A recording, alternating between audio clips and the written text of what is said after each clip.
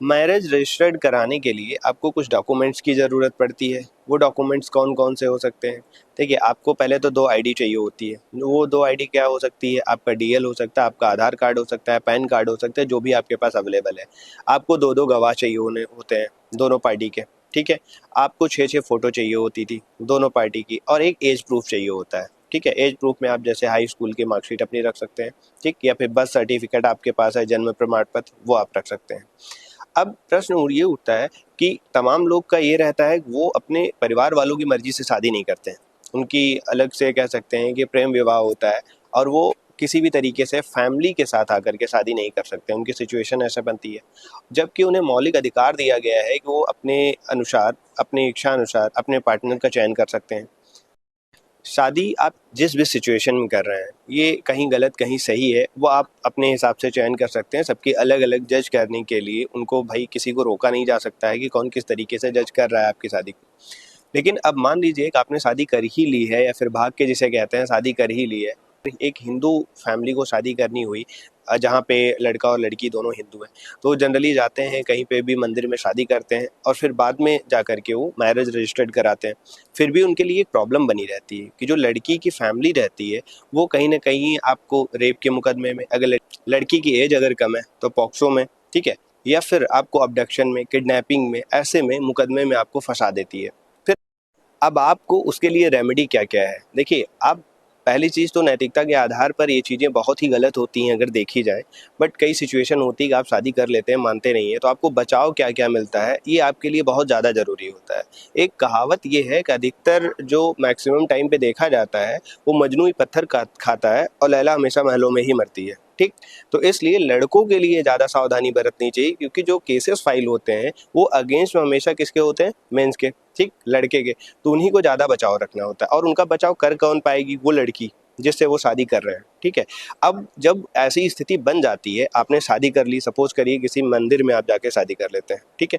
उसके बाद आप जाके मैरिज रजिस्टर्ड करा लेते हैं, फिर भी वो एफआईआर होती हैं, सारी चीज़ें होती हैं। अब आपको क्या करना है? आपके लिए एक हाई कोर्ट में आपकी रेमेडी बचती है, वहाँ से जा कर के आप अपना प्रोटेक्शन ले सकते हैं कि आपको सोसाइटी से या फिर जिसके अगेंस्ट में आपको डर है, उससे हाई कोर्ट आपको प्रोटेक्ट करे। जब आप हाई कोर्ट में प्रोटेक्शन के लिए आते हैं कि आपको पति पत्नी को सुरक्षित रखा जाए समाज से जिनको आपको डर है, तो आपको ख्याल ये रखना है कि वहाँ पे एफिडेविट होती है जिसके नाम पे मुकदमा फाइल होता है। तो लड़कों को कोशिश ये करनी चाहिए कि जो आपकी पत्नी बन चुकी हैं उनके नाम पे आप अपने एफिडेविट फाइल करवाइए, क्योंकि कोर्ट भी देखती है क्या लड़की की रजामंदी है। अगर आप भगा के शादी कर रहे हैं, तो सबसे ज़्यादा इंपॉर्टेंट चीज़ क्या होती है कि उस लड़की की कंसेंट, अगर उस लड़की की कंसेंट कहीं से भी ये प्रूफ हो गई, या फिर कल को वो पकड़ के ले गई पुलिस, बाद में पुलिस के सामने बयान होता है, मजिस्ट्रेट के सामने बयान होता है, और उस बयान में अगर वो मुकर जाती है, तो सबसे पहले जेल लड़के को भेजा जाता है अलग अलग धाराओं में, ठीक? तो इसलिए सबसे ज़्यादा इंपॉर्टेंट क्या हो गया, जब आप प्रोटेक्शन के लिए आए हाई कोर्ट में, तो जो एफिडेविट करवा रहे हैं, जो सिग्नेचर्स हो रही हैं, वो उस लड़की के नाम पे होनी चाहिए कि हमें फला फला लोगों से खतरा है और आप हमें प्रोटेक्ट करिए, ठीक? नेक्स्ट उपचार आपके लिए क्या बचता है? आप एक और कर सकते हैं। आप मान लीजिए हाई कोर्ट आने में सक्षम नहीं, या फिर लगता है कि हाई कोर्ट में आपको ज़्यादा पैसे लग जाएंगे, जो भी स्थिति बन रही है, तो आप जा सकते हैं मजिस्ट्रेट के सामने, उस लड़की का 200 में बयान करा दीजिए। अब सीआरपीसी की धारा जो 200 थी, अब वो बयान हो रहे हैं 223 में, नए बीएनएसएस में, ठीक है? तो ये आप ध्यान में रखते हुए वही सेम चीज़ जब बयान वहाँ करवाएंगे, तो कल को जब आपको पुलिस वहाँ से अरेस्ट करने के लिए आएगी, तो आप वो बयान दिखा सकते हो कि लड़की मजिस्ट्रेट के सामने जा करके अपनी कंसेंट ऑलरेडी दे चुकी है कि वो हम मेरे साथ शादी करके खुश है और रहना चाहती है, ठीक है? अब वहाँ पे क्या चीज़ें होती हैं कि जब आप हाई कोर्ट और इसमें करते हैं, थोड़ा सा डिफरेंस होता है कि हाई कोर्ट में इजीली आप एक रिप्रेजेंटेशन बना के भेज देते हैं कंसर्न पुलिस स्टेशन पे, और जो लोगों के पास होती हैं, जो भी आपको परेशान कर रहे हैं उनके पास, और उसी को यहाँ पे ध्यान में रखते हुए जो भी चीज़ें आप लगाते हैं अपनी स्टेशन और सारी चीज़ें, फोटोग्राफ, वो कोर्ट कंसिडर कर लेती है। जब आपके पास 2 रेमेडी हो गई, एक आप वहाँ पे जाके मजिस्ट्रेट के सामने लड़की का बयान करवा दिए, या फिर आप आके हाई कोर्ट से प्रोटेक्शन ले लिए। अब आपको क्या डर है, आपकी क्या चीज़ें हो सकती हैं, लड़की का बयान अगर बदल गया तो क्या हो सकती हैं? अब इन सब से क्या होगा, जब कोर्ट वो ऑर्डर दे देगी, तो वो ऑर्डर अपने आप से ही पुलिस स्टेशन पे भेज दिया जाता है, या फिर आपके एडवोकेट भिजवा देते हैं, तो आप सुरक्षित हो जाते हैं, आप दोनों रहने के लिए, ठीक है? अब होता क्या है, जनरली लोग देखते हैं कि बाद में कुछ दिन बाद भागते हैं चूँकि वो घर से, और वो समझ नहीं पाए रहते हैं, आपस में जो है अलग से ही एक दरार पैदा हो जाती है, एक-दूसरे के ऊपर ब्लेम करने लगते हैं, नहीं आपकी गलती थी, हमारे घर वाले मान जाते या फिर ये मान जाते, अलग से कहीं से इन्फ्लुएंस होने लगते हैं। और फिर वहाँ पे लड़के के लिए दिक्कत पैदा होती है, क्योंकि लड़की फिर से जा कर के वापस ये कह सकती है कि नहीं, हमें ये भगा कर लेके गए थे, मैं अपनी मर्ज़ी से नहीं भागी थी। अब लड़कों के लिए क्या होता है, फिर से एक डर पैदा हो जाता है कि लड़की वापस जा रही, फिर से एलिगेशंस लगाएगी कि हम मेरी मर्जी नहीं थी। बट अब आप सुरक्षित हो चुके हैं।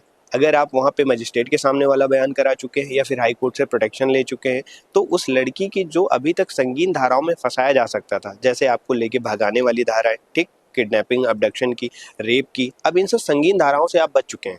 अब आपके लिए क्या चीज़ें बचती है कि अगर वो जाएंगे भी वहाँ वापस, तो उनके लिए मैट्रिमोनियल केसेस जो होते हैं, लाइक क्रुएल्टी के हो गए, ठीक है, या फिर मेंटेनेंस के हो गए, अगर बच्चे हैं तो उसके लिए प्रोटेक्शन के लिए हो गए, या फिर उनकी कस्टडी की हो गई, तो इन सारे मुकदमे वो कर सकते हैं। बट आपको अब वो जेल भिजवाने के चांसेस बहुत कम हो जाते हैं अगर आपने कोई और संगीन अपराध उनके साथ नहीं कर दिया है, जैसे सच में क्रुएल्टी दिख रही है, हाथ तोड़ दिया, पैर तोड़ दिया है, फिर जान से मार दिया है, फिर जान से मारने के लिए आपने कदम उठाया और उनके बॉडी पे इतनी इंजरी है। तो ये सारी चीज़ें अगर नहीं है तो आप सुरक्षित हैं। आपके लिए ये सबसे ज़्यादा ज़रूरी होती है कि जब आप ऐसे कदम उठाएं, तो अब जब आप ऐसे कदम उठा रहे हो तो सबसे पहले तो कोशिश ये करिए, आप अपने परिवार की स्थिति देख लीजिए।